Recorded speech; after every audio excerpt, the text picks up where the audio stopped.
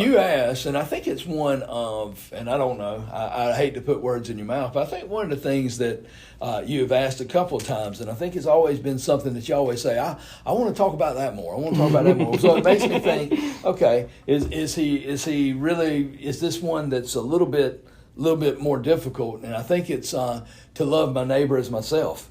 That's what you're getting at. Mm-hmm. All right, one is that humility, but then the other is to love my neighbor as myself. And so now just as much as I want to succeed, I want to see my brother succeed. Mm-hmm. Just as much as I, hate doing this, or I know they probably hate it, so I want to try to help them not have to do it. And so it is kind of that we're no longer striving against each other, but now it is a loving my brother as myself. So it's looking out for those things and making sure that they're taken care of.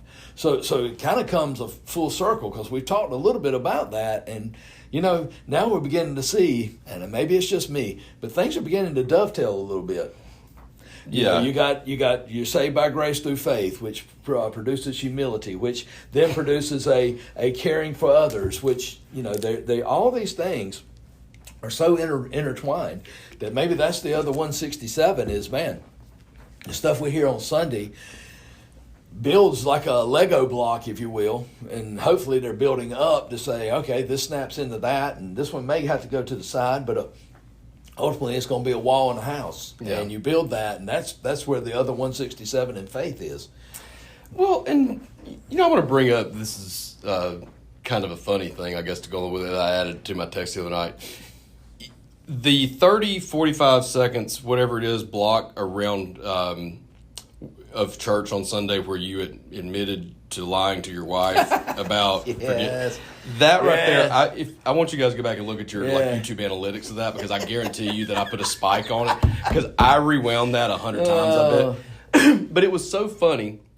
I almost thought I was watching a comedy skit for a second. Yeah. The way you delivered was really great.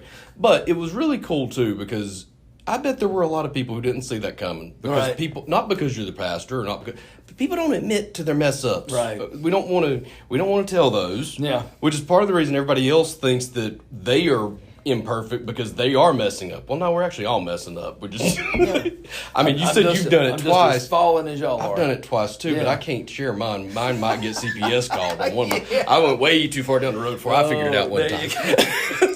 Well, and listen, I didn't tell this part. And this is the part that Renee was like, you should have finished the story. And I said, no, we don't need to finish the story. And there were times when she would call me, did you get Daniel? And she would hear the silence. And then she wouldn't let me go too long. She said, no, I got him. I just want to see if you turn around again. I mean, that was her. I mean, she would already have him, but she wanted to see, what's he going to do? And I done hit the brakes. I'm ready to flip it around. I'm going